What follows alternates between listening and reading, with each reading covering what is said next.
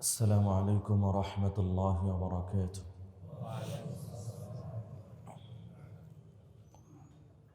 الحمد لله وحده، والصلاة والسلام على من لا نبي بعده. أما بعد فأعوذ بالله من الشيطان الرجيم. بسم الله الرحمن الرحيم.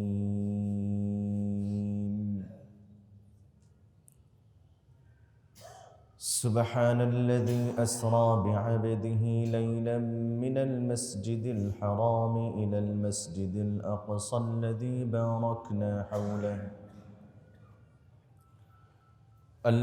باركنا حوله لنريه من آياتنا إنه هو السميع البصير. وعن أبي هريرة رضي الله عنه قال: سمعت رسول الله صلى الله عليه وسلم يقول: أرأيتم لو أن نهرا بباب أحدكم يغتسل فيه كل يوم 5 ما تقول؟ فذلك يبقي من درنه. قالوا: لا يبقي من درنه شيئا. قال: فذلك مثل الصلوات 5 يمحو الله بها الخطايا، أو كما قال النبي صلى الله عليه وسلم. صدق الله العظيم وصدق رسوله النبي الكريم، ونحن على ذلك لمن الشاهدين والشاكرين والذاكرين، والحمد لله رب العالمين. سبحانك لا علم لنا إلا ما علمتنا إنك أنت العليم الحكيم. رب اشرح لي صدري ويسر لي أمري واحلل عقدة من لساني يفقه قولي، وبك نستعين يا مستعان. اللهم صل على سيدنا محمد، اللهم صل عليه وسلم، وأذهب حزن قلبي في الدنيا والآخرة. الحمد لله الحمد لله الحمد لله। আল্লাহ রাব্বুল আলামিনের আলিশান সুবহান দরবারে শুকর সুজুদ জ্ঞাপন করছি যে মহান রব্বে করিম আমাদেরকে পবিত্র রজব মাসে জুমার নামাজ আদায় করার জন্য আল্লাহর ঘরে আসার তৌফিক দান করেছেন। এজন্য মন থেকে, দিল থেকে, হৃদয়ের গভীর থেকে শুকর আদায় করে বলি আলহামদুলিল্লাহ। পবিত্র কোরআনে হাকিমের সূরাত বনী ইসরাঈলের প্রথম আয়াতে কারিমা আপনাদের সামনে তেলাওয়াত করার সৌভাগ্য পেয়েছি। সহিহ বুখারীর প্রথম খণ্ডে বর্ণিত 522 নম্বর হাদিস আপনাদের সামনে পাঠ করার সৌভাগ্য পেয়েছি। ইনশাআল্লাহ তেলাওয়াতকৃত আয়াতে কারিমা পঠিত হাদিসকে সামনে রেখে ইসরা ও মিরাজের উপরে কিছু কথা রাখার জন্য চেষ্টা করব ইনশাআল্লাহ। গত সপ্তাহে আলোচনা অসমাপ্ত ছিল, চেষ্টা করব আজকে সেই আলোচনাটাকে সম্পূর্ণ করার জন্য। আল্লাহ রাব্বুল আলামিন যেন আমাদেরকে তার মর্জি মোতাবেক আমল করার তৌফিক নসিব করেন, বলার এবং শোনার তৌফিক দান করেন। মহান রব্বে করিম পবিত্র কোরআনে হাকিম ইরশাদ করছেন: সুবহানাল্লাযী আসরা বিআবদিহি লাইলা। পবিত্র মহান সত্তা যিনি ভ্রমণ করিয়েছেন তার বান্দাকে মিনাল মসজিদিল হারাম ইলাল মসজিদিল আকসা, মসজিদে হারাম থেকে মসজিদে আকসা পর্যন্ত। আল্লাযী বারাকনা হাওলাহু, যে মসজিদে আকসার চারপাশে আমি বরকত দান করেছি। আল্লাহ রাব্বুল আলামিন তার পেয়ারা হাবিব সাল্লাল্লাহু আলাইহি ওয়াসাল্লামকে এই সফর কেন করিয়েছেন? নিজে ইরশাদ করছেন, লিনুরিয়াহু মিন আয়াতিনা। আমি আমার বান্দাকে মুহাম্মদ সাল্লাল্লাহু আলাইহি ওয়াসাল্লামকে দেখাতে চাই আমার নিদর্শন সমূহ।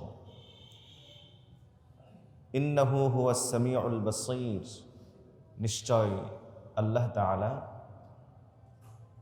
সর্বশ্রোতা এবং সর্বদ্রষ্টা। তিনি সমস্ত কথা শোনেন, সমস্ত অবস্থা, সমস্ত কিছু দেখেন।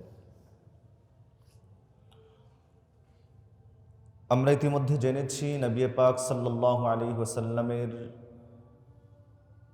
অনন্য বৈশিষ্ট্যের এই সফরটি দুই ভাগে বিভক্ত। একটি অংশকে ইসরা বলা হয় আর একটি অংশকে বলা হয় মেরাজ।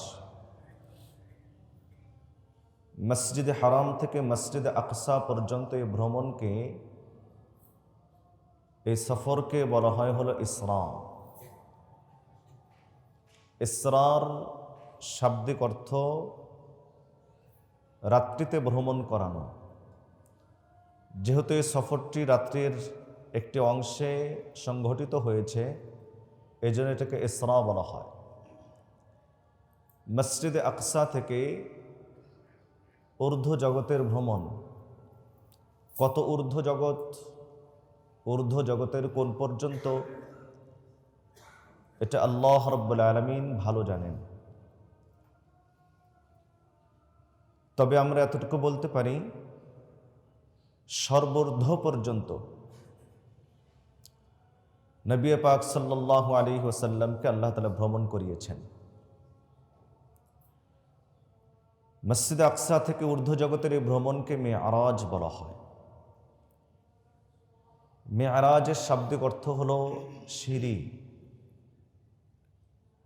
উপরে ওঠার মাধ্যম, উপকরণ। মেরাজ শব্দটি উরুজুন শব্দ থেকে নির্গত। উরুজ মানে উপরে ওঠা।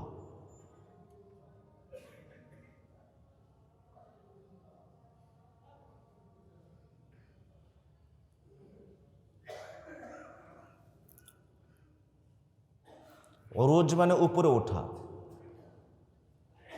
আর মেরাজ মানে হলো উপরে ওঠার মাধ্যম বা উপকরণ।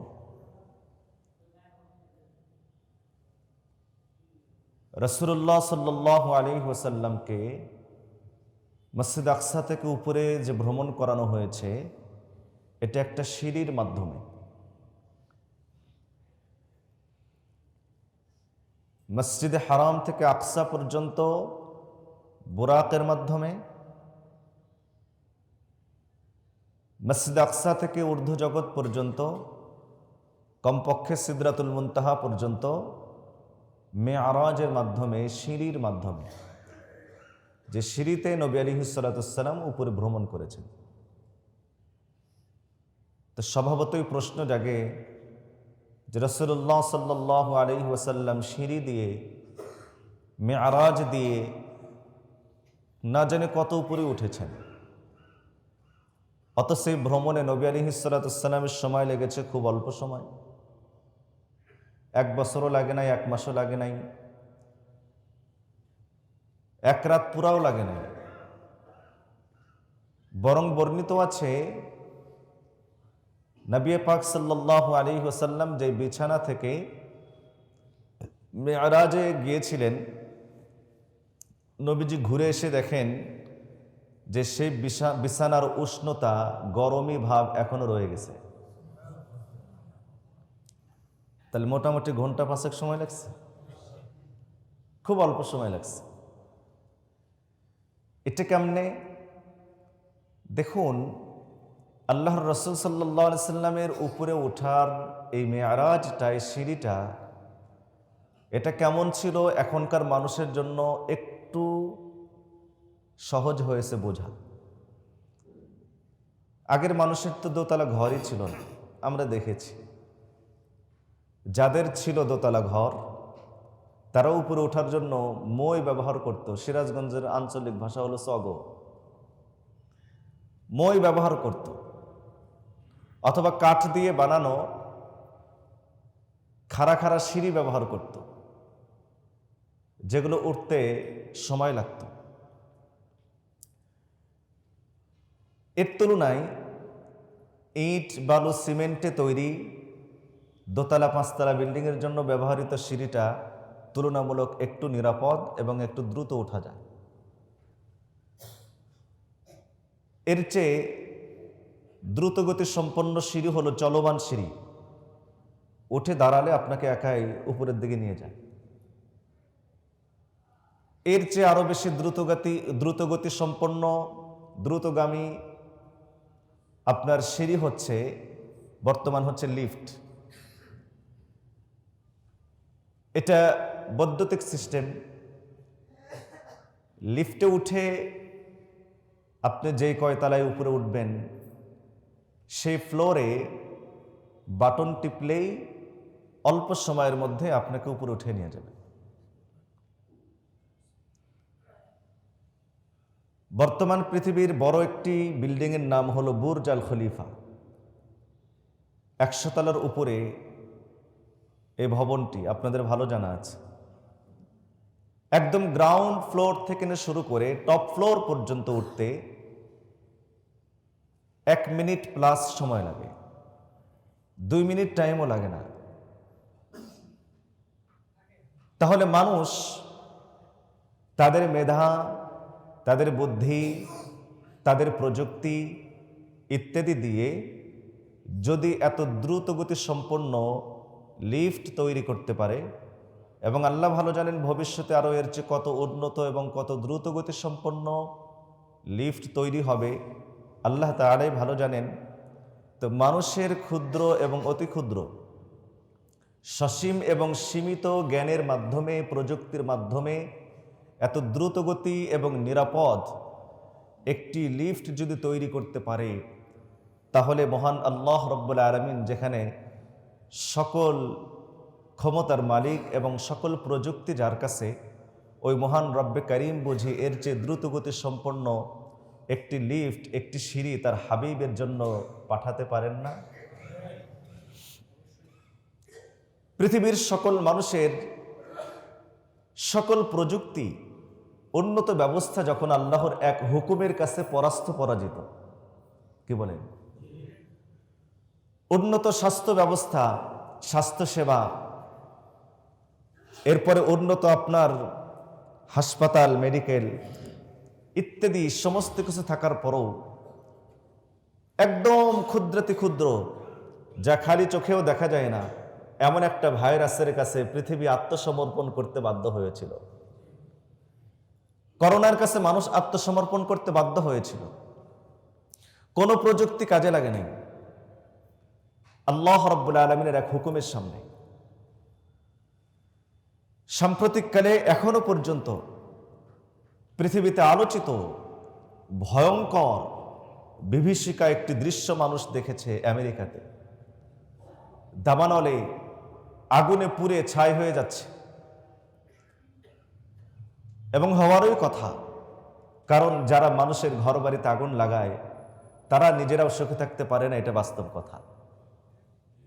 যারা মানুষের হৃদয়ে অগ্নি প্রজ্বলিত করে, ব্যথা এবং কষ্টের দাবানল যারা জ্বালায়, তারা যে শান্তিতে থাকবে, ভালো থাকবে, এটা কোনোদিন কল্পনা করা যায় না।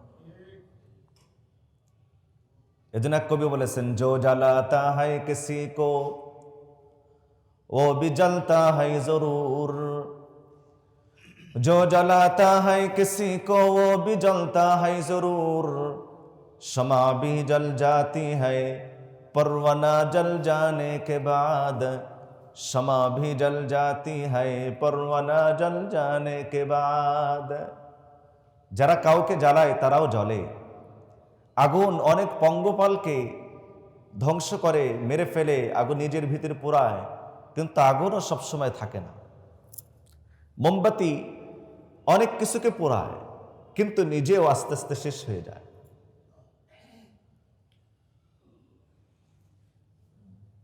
তো যারা ইরাকে আগুন জ্বালিয়েছে, আফগানিস্তানের মানুষদেরকে হত্যা করেছে, যাদের সরাসরি মদদে ফিলিস্তিনের মুসলমানদেরকে, নিরীহ নিরপরাধ মুসলমানদেরকে নির্দয়ভাবে, নির্মমভাবে হত্যা করা হচ্ছে,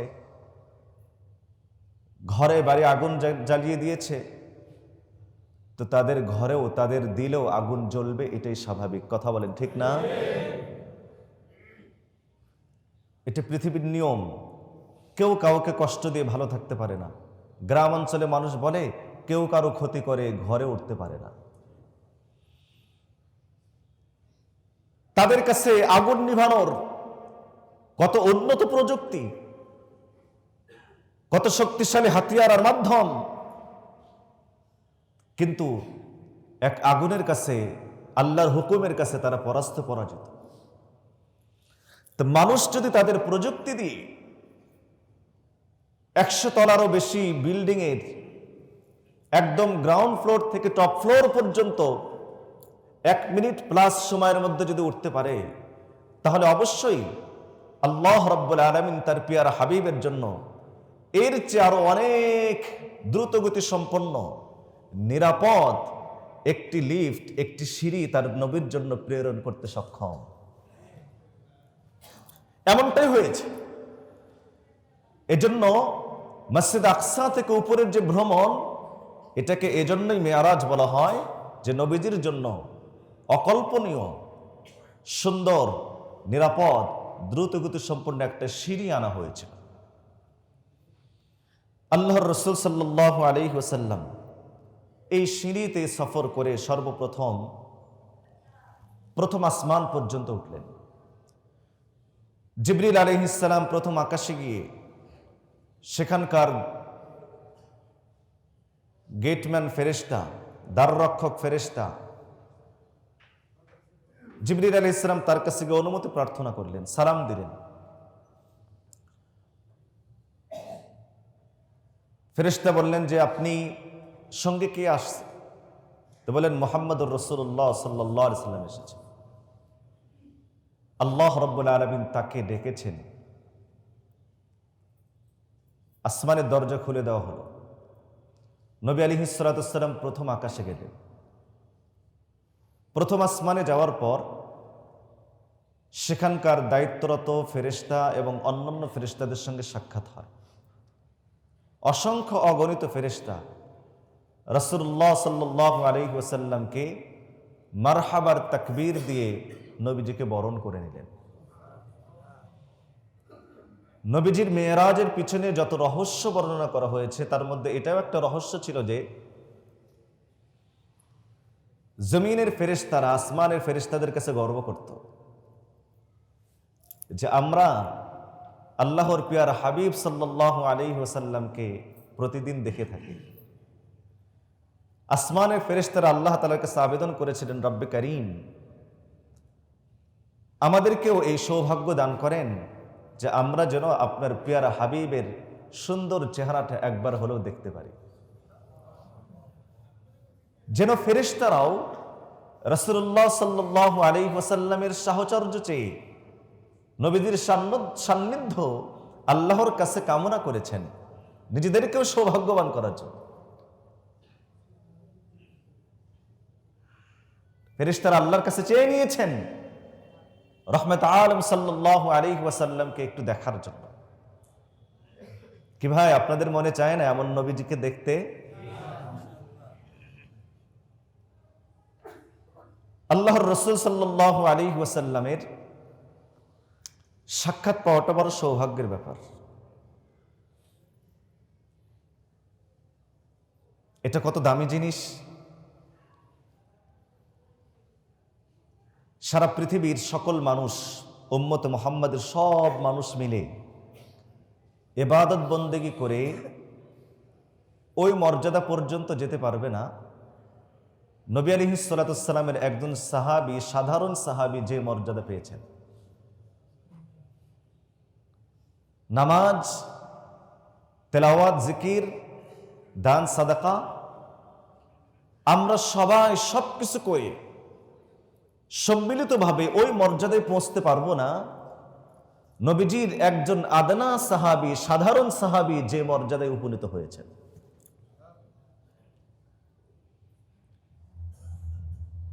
কোশ্চিনকালেও সম্ভব না। আব্দুল কাদের জিলানী রহমতুল্লাহি আলাইহির মর্যাদা অনেক উপরে, কিন্তু নবী আলাইহিস সালাতু ওয়াস সালামের ওই সাহাবীর মতো না, যে সাহাবী শুধুমাত্র নবীজিকে দেখে ঈমান গ্রহণ করে জিহাদের ময়দানে গিয়ে শহীদ হয়েছেন। ওই সাহাবীর মর্যাদা পর্যন্ত পৌঁছতে পারবেন না কোনোদিন। এমন আব্দুল কাদের জিলানী হাজার লক্ষ কোটি মিলেও নবীদের সাধারণ কোন সাহাবীর সমকক্ষ হওয়ার সম্ভাবনা নেই। কেন? ঈমানের সাথে রাসূলুল্লাহ সাল্লাল্লাহু আলাইহি ওয়াসাল্লামকে শুধু এক নজর দেখেছে, নবীজির সামান্য পরিমাণ সান্নিধ্য সাহচর্য অর্জন করেছে।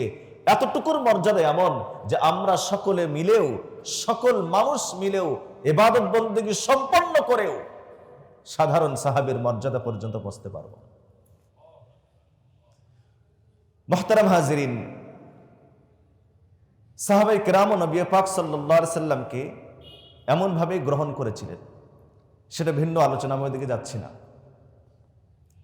আসমানের ফেরেশতারা যেন আল্লাহ রাব্বুল আলামিনের কাছে আবেদন করেই যাচ্ছিলেন, রব্বে কারীম, রব্বে কায়নাত, আপনার পেয়ারা হাবিবকে এক নজর দেখার একটু সুযোগ আমাদেরকে করে দেন। তো ফেরেশতাদের সে আবেদনের প্রেক্ষিতেই বা হয়তোবা আল্লাহ রাব্বুল আলামিন তার পেয়ারা হাবিব সাল্লাল্লাহু আলাইহি সাল্লামকে ঊর্ধ্ব জগতের ভ্রমণ করিয়েছেন। এজন্য প্রথম আসমানে যখন গেছেন, হযরত আদম আলাইহিস সালামের সঙ্গে সাক্ষাৎ হয়েছে। তো আদম আলাইহিস সালাম নবী আলাইহিস সালাতুস সালামকে ডেকে বলেন, মারহাবা বিন নাবিয়্যিস সালিহ, মারহাবা বিবনিস সালিহ, বলে আমার নেক সন্তানের জন্য মারহাবা, আমার নেক সন্তানের জন্য মারহাবা, আর নেক নবীর জন্য মারহাবা। পুরো আসমান ঊর্ধ্ব জগৎ মারহাবা মারহাবা এই স্লোগানে মুখরিত হচ্ছে রাসূলুল্লাহ সাল্লাল্লাহু আলাইহি ওয়াসাল্লামকে তারা কাছে পাওয়ার মাধ্যমে কারণে। আল্লাহর রাসূল সাল্লাল্লাহু আলাইহি ওয়াসাল্লাম প্রথম আকাশ পর্যন্ত পৌঁছে সাইয়্যিদুনা ওয়া আবুনা হযরত আদম আলাইহিস সালামের সঙ্গে সাক্ষাৎ হলো। জিবরিল আলাইহিস সালাম নবীজিকে পরিচয় করিয়ে দিলেন, ইয়া রাসূলুল্লাহ, ইনি হচ্ছেন আপনার পিতা, সকল মানুষের পিতা হযরত আদম আলাইহিস সালাম, আপনি তাকে সালাম করুন। নবী আলাইহিস সালাতুস সালাম আদম আলাইহিস সালামকে সালাম করলেন। আদম আলাইহিস সালাম সালামের জবাব দিয়ে বললেন, মারহাবা বিন নাবিয়্যিস সালিহ, মারহাবা বিবনিস সালিহ।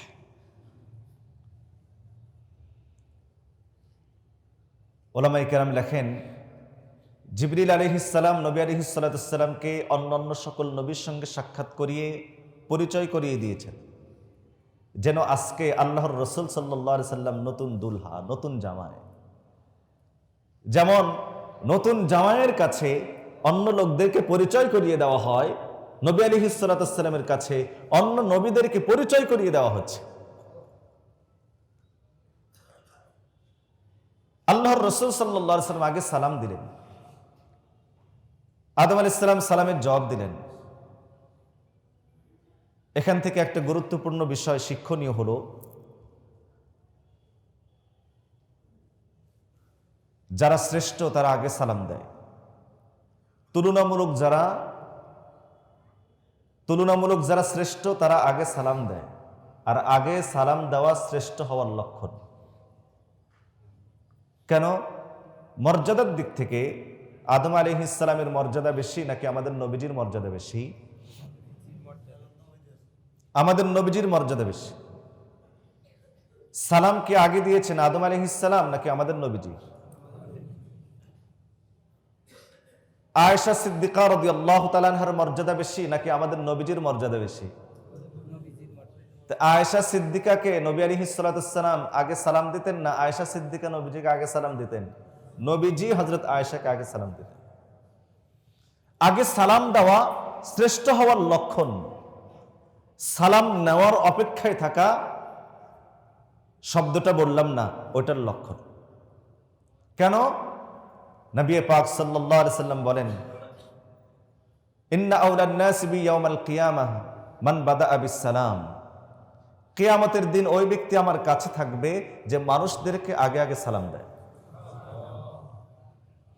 কিয়ামতের দিন সে ব্যক্তি আমার কাছে থাকবে, বেশি কাছে থাকবে। মান বাদাআ বিস সালাম, যে মানুষকে আগে সালাম দেয়। প্রশ্ন আপনাদের কাছে, অহংকারী ব্যক্তি উত্তম নাকি নিরহংকার ব্যক্তি উত্তম? যারা নিরহংকার, বিনয়ী, এমন ব্যক্তি হলো উত্তম। একজন ব্যক্তির শরীরে ক্যান্সারের জার্ম আছে, আরেকজন ক্যান্সারের জার্ম এবং অন্যান্য রোগ ব্যাধি থেকে মুক্ত, তাহলে ক্যান্সারের জার্ম যে ব্যক্তির ভিতরে আছে তাকে সুস্থ বলবেন, নাকি যে ব্যক্তি সমস্ত রোগ থেকে মুক্ত তাকে সুস্থ বলবেন? রোগ থেকে মুক্ত তাকে আমরা সুস্থ বলবো। রাসূল করিম সাল্লাল্লাহু আলাইহি ওয়াসাল্লাম ইরশাদ করেন, আল বাদি বিসসালাম বারিউম মিনাল কিবর। যে ব্যক্তি আগে সালাম দেয় সে অহংকার থেকে মুক্ত। যে কি দেয়? আগে সালাম দেয়, সে ব্যক্তি অহংকার থেকে মুক্ত। অহংকার, কিবির, এটা একটা মারাত্মক জীবাণু, ঈমান পর্যন্ত ক্ষেত্র বিশেষ নষ্ট করে ফেলে। বরং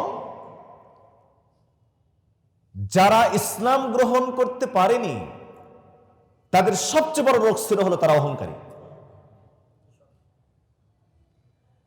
অহংকারীদেরকে আল্লাহ রাব্বুল আলামিন এতটা ঘৃণা করেন যে তাদেরকে আল্লাহ তাআলা হেদায়েতের পথও খুলে দেন না তাদের সামনে। তাদের থেকে হেদায়েতের নিদর্শনগুলোকে আল্লাহ রাব্বুল আলামিন সরিয়ে নেন। কোরআনে হাকিম আল্লাহ তাআলা বলেন, সাআসরিফু আন আয়াতিয়াল্লাযীনা ইয়াতাকাব্বারুনা ফিল আরদি বিগাইরিল হক ওয়া ইন ইয়ারাউ কুল্লা আয়াতিন লা ইউমিনু বিহা ওয়া ইন ইয়ারাউ সাবিলার রুশদি লা ইয়াত্তাখিযুহু সাবিলা ওয়া ইন ইয়ারাউ সাবিলাল গায়য়ি ইয়াত্তাখিযুহু সাবিলা। কোরআনে কারীমের উপস্থাপন দেখেন, আমাদের ভয় করার মতো। রব্বে করিম বলেন, সাআসরিফু, আমি ফিরিয়ে নিব অচিরেই, আন আয়াতি, আমার আয়াত থেকে, নিদর্শন থেকে। কাদেরকে? আল্লাযীনা ইয়াতাকাব্বারুনা, ওই সমস্ত ব্যক্তিদের থেকে যারা অহংকার করে, ফিল আরদি, জমিনে, বিগাইরিল হাক্কি, অন্যায়ভাবে। যারা জমিনে অন্যায়ভাবে অহংকার করে, আমি তাদের থেকে আমার হেদায়েতের নিদর্শনগুলোকে সরিয়ে নেব। যারা জমিনে অন্যায়ভাবে অহংকার করে, ও ভাই, অন্যায়ভাবে অহংকার করার অর্থ কি? তার মানে কি বৈধ অহংকার করার সুযোগ আছে? আমাদের কারোই অধিকার নাই আল্লাহর সামনে অহংকার প্রদর্শন করা, কারণ অহংকার হচ্ছে আল্লাহ তাআলার সম্মানের চাদর। আল কিবরিয়া উরিদাই, আল্লাহ তাআলা বলেন, হাদিসের কথা, এটা হাদিসে কুদসির কথা, আল কিবরিয়া উরিদাই, অহংকার হলো আমার সম্মানের চাদর, আমার চাদর।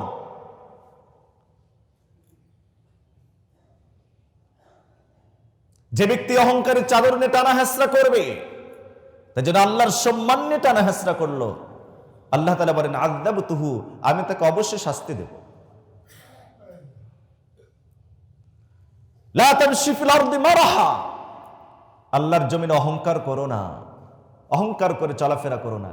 ইন্নাকা লান তাখরিকাল আরদা, তুমি তো এই জমিনকে তোমার পদচারণার মাধ্যমে, তোমার পায়ের খোরাঘাতে জমিনকে বিদীর্ণ করতে পারবে না। ওয়ালান তাখরুকাল ওয়ালান তাবলুগাল জিবালা তুলা, আর তোমার অহংকার করার কারণে পাহাড়ের চূড়া পর্যন্ত, উচ্চতা পর্যন্ত তুমি পৌঁছতেও পারবে না।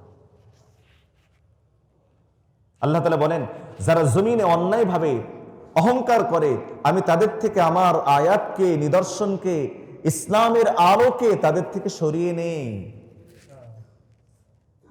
ফলে কি হয়? ওয়ালাকিন তা'মাল কুলুবুল্লাতী ফিস সুদূর, অন্তরের দিক থেকে সে লোকগুলো অন্ধ হয়ে যায়, যার নিশ্চিত ফলাফল হলো দেখেও দেখে না। আল্লাহ তাআলা ইরশাদ করেন, ওয়া ইন ইয়ারাউ কুল্লা আয়াতিন, যদি তারা আমার সব নিদর্শন দেখেও, লা ইউমিনু বিহা, ঈমান আনে না।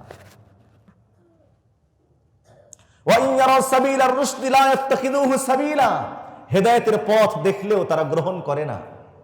ওয়া ইন ইয়ারাউ সাবিলাল গায়য়ি ইয়াত্তাখিযুহু সাবিলা, যেই মাত্র কোনো পথভ্রষ্টতার রাস্তা তার সামনে আসে, সাথে সাথে সেটাকে গ্রহণ করে। অহংকার মানুষের অন্তরের ভিতরে এমন এক মারাত্মক জীবাণু, যাদের ভিতরে জীবাণু রোগ যাদের ভিতরে আছে, তাদের হেদায়েত নসিব হয় না অনেকের। রাসূলুল্লাহ সাল্লাল্লাহু আলাইহি ওয়াসাল্লাম ইরশাদ করেন, আল বাদি বিসসালাম বারিউম মিনাল কিবর। এই অহংকার থেকে, রোগ থেকে যদি বাঁচতে চায় তাহলে মানুষকে আগে আগে সালাম দিতে হয়। আমরা সালাম দেই না নেই? আমরা সালাম দেই না, আমরা নেই। আমি মনে করি আমি ইমাম সাহেব, আমাকে তো মুসল্লিরা সালাম দেবে। আমি খতিব সাহেব, আমি কেন আগে সালাম দিতে যাব? অপেক্ষায় থাকি যে আমার মুসল্লিরা আমাকে সালাম দেখ, তারপরে আমি সালামের জবাব দেব, তবেই না আমার শ্রেষ্ঠত্ব প্রকাশ হবে। না ভাই, সালাম নেওয়াটা শ্রেষ্ঠত্ব প্রকাশ করে না, সালাম দেওয়াটা শ্রেষ্ঠত্ব প্রকাশ করে। আজ সালাম নেওয়ার মানসিকতার অনেক মানুষ আছি, কিন্তু সালাম দেওয়ার এই মানসিকতা আমাদের মধ্যে কমে যাচ্ছে। ঠিক কিনা বলেন? মুহতারাম হাজিরিন, রাসূলুল্লাহ সাল্লাল্লাহু আলাইহি ওয়াসাল্লাম আদম আলাইহিস সালামকে আগে সালাম দিলেন। তাহলে এখান থেকে শিক্ষণীয় বিষয় হলো, আমরা সালাম নেব না দেব? সত্য কথা তো ইনশাআল্লাহ। আল্লাহ তাআলা আমাকেও তৌফিক দান করেন, আপনাদেরকেও তৌফিক দান করেন। প্রথম আসমানে আদম আলাইহিস সালামের সঙ্গে সাক্ষাৎ হলো, এরপর দ্বিতীয় আকাশ, তৃতীয় আকাশ, চতুর্থ আকাশ, পঞ্চম আকাশ, ষষ্ঠ আকাশ, সপ্তম আকাশ নবী আলাইহিস সালাম অতিক্রম করবেন। ষষ্ঠ আকাশে হযরত মুসা আলাইহিস সালামের সঙ্গে সাক্ষাৎ, সপ্তম আকাশে হযরতে ইব্রাহিম আলাইহিস সালামের সঙ্গে সাক্ষাৎ। ইব্রাহিম আলাইহিস সালাম বাইতুল মামুরে, মসজিদে আসমানে একটা মসজিদ আছে, পবিত্র কাবা ঘরের সোজা একদম উপরে সপ্তম আসমানে অবস্থিত। এই মসজিদে ফেরেশতারা প্রতিদিন তওয়াফ করে, প্রতিদিন 70,000 ফেরেশতা তওয়াফ করে। যেই ফেরেশতার জীবনে একবার তওয়াফ করার সুযোগ হয়, তার আর জীবনে কোনোদিন দ্বিতীয়বার তওয়াফ করার সুযোগ হয় না। আল্লাহ তাআলা আমাদেরকে পরম সৌভাগ্য দিয়েছেন। আমরা চাইলেই, একটু ইচ্ছা করলেই, কিছু টাকা পয়সা একটু ব্যয় করতে পারলেই পবিত্র কাবা ঘরে গিয়ে যতবার ইচ্ছা ততবার আমরা তওয়াফ করতে পারি না? ফেরেশতারা একবার তওয়াফ করার সুযোগ রাখেন, দ্বিতীয়বার আর তওয়াফ করার সুযোগ রাখেন না। আর প্রতিদিন 70,000 ফেরেশতা তওয়াফ করছেন, তাহলে ফেরেশতাদের সংখ্যা কত? মোটামুটি 10,000 কোটি। ওমা ইয়ালামু জুনুদ রাব্বিকা ইল্লা হু। তোমার রবের সৈন্য সংখ্যা তোমার রব ছাড়া আর কেউ জানেন না। ওমা ইয়ালামু জুনুদ রাব্বিকা ইল্লা হু। ইব্রাহিম আলাইহিস সালামের পাশে নবী আলাইহিস সালাম দেখেন যে কিছু ছোট ছোট বাচ্চারা ওখানে অবস্থান করছে। আল্লাহর রাসূল সাল্লাল্লাহু আলাইহি ওয়াসাল্লাম ইব্রাহিম আলাইহিস সালামকে আগে সালাম দিলেন, তিনি সালামের উত্তর দিলেন। মুসা আলাইহিস সালামকেও আগে সালাম দিলেন, মুসা আলাইহিস সালাম সালামের উত্তর দিলেন। হারুন আলাইহিস সালামকে আগে সালাম দিলেন, হারুন আলাইহিস সালাম উত্তর দিলেন। ঈসা আলাইহিস সালামের সঙ্গে সাক্ষাৎ, আগে সালাম দিলেন, নবীজি আগে সালাম দিলেন, ঈসা আলাইহিস সালাম সালামের উত্তর দিলেন। আর অভিবাদন জানালেন, মারহাবা বিন নবিয়্যিস সালিহ ওয়াল আখিস সালিহ।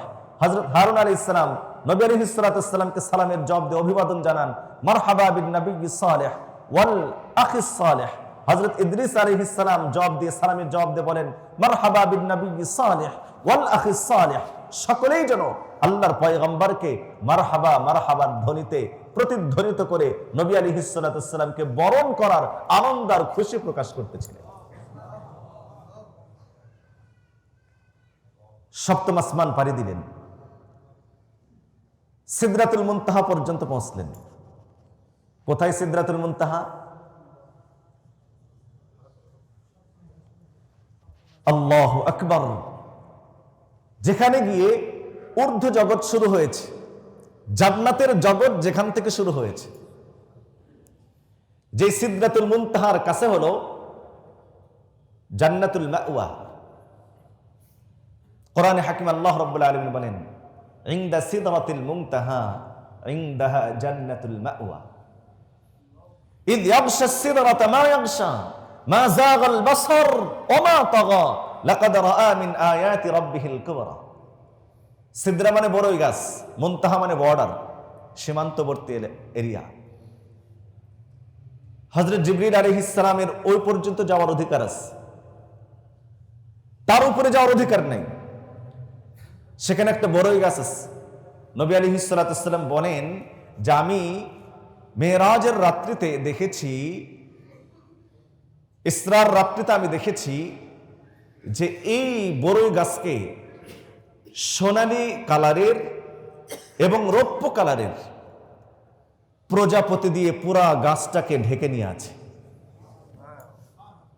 কোরআন বলে ইদ ইয়াগশা সিদরাতা মা ইয়াগশা, স্মরণ করো ওই সময়কে যখন এই সিদরাকে, এই বড়ই গাছকে ঢেকে নিয়েছিল ওই সব বস্তু যা তাদেরকে ঢেকে নিয়েছিল। দৃশ্যটা কত অসাধারণ। আল্লাহ রাব্বুল আলামিন যখন কোনো কিছুর অর্ডার করেন তো সিদরাতুল মুনতাহা পর্যন্ত আসে, সেখান থেকে জিবরিল আলাইহিস সালাম সেগুলো নিয়ে প্রয়োজনে জমিন পর্যন্ত অবতীর্ণ হন। ঊর্ধ্ব জগতের এই সফর যা সিঁড়ি দিয়ে হয়েছিল, জিবরিল আলাইহিস সালাম এ পর্যন্ত আসার পরে আর উপরে যাচ্ছেন না, কোনো ফেরেশতা আর যেতে চাচ্ছেন না, যেতে পারেন না। এতক্ষণ পর্যন্ত আল্লাহর রাসূল সাল্লাল্লাহু আলাইহি সাল্লাম সফরে একা একা ছিলেন না, বরং রাহবার ছিলেন, পথ প্রদর্শক ছিলেন, সঙ্গে ছিলেন, বন্ধু ছিলেন হযরত জিবরিল আলাইহিস সালাম। এখানে যাওয়ার পর হযরত জিবরিল আলাইহিস সালাম আর যেতে চান না। মুহতারাম হাজিরিন, জিবরিল আলাইহিস সালামকে নবীজি বললেন,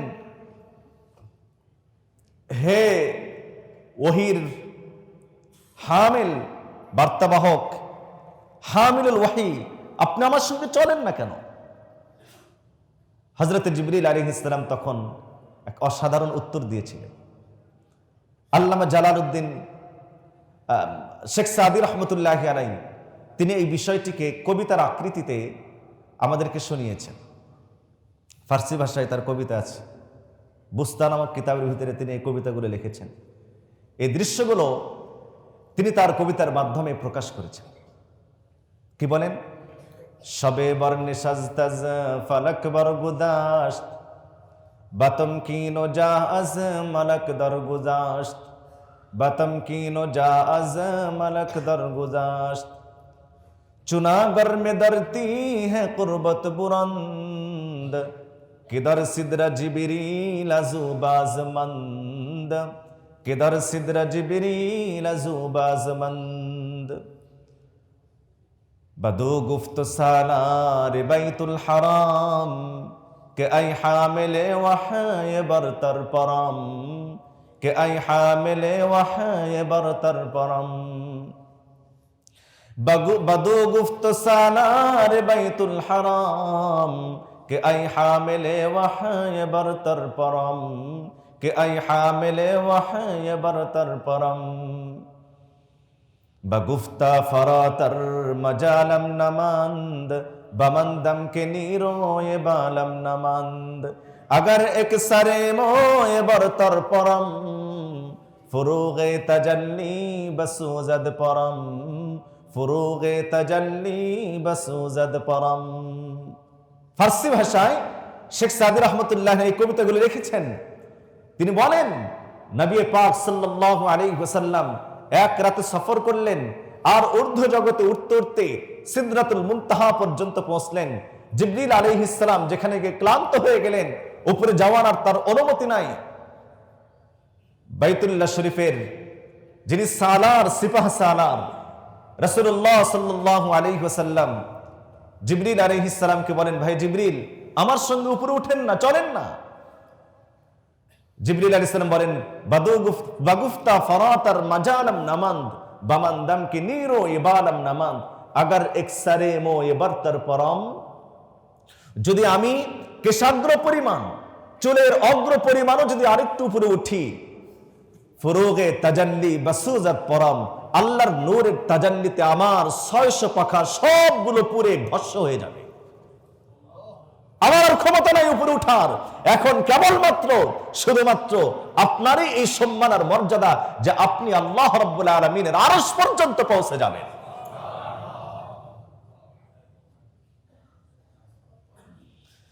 बलंदा से माँ पेश कदरत खजल तू मखलूक आदम हुनुज आबगिल तू मखलूक आदम हुनुज आबगिल।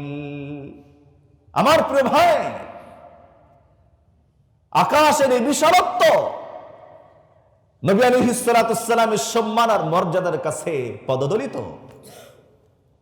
কারণ নবীজির মর্যাদা তো আল্লাহ তাআলা সিদরাতুল মুনতাহা অতিক্রম করে আরশ পর্যন্ত পৌঁছে দিয়েছেন, আল্লাহ তাআলা নিজের কাছে নিয়ে গিয়েছেন।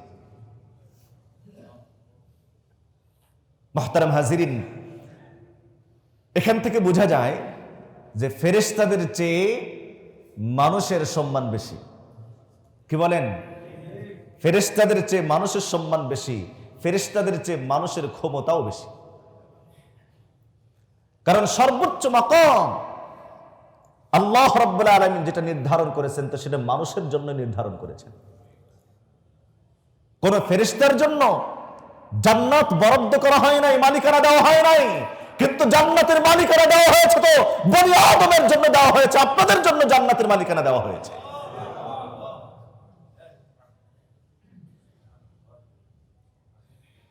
এক গল্প মনে পড়েছে, এখন বলতে গেলে আমার সময় নেই, এজন্য আমি ওদিকে গেলাম না।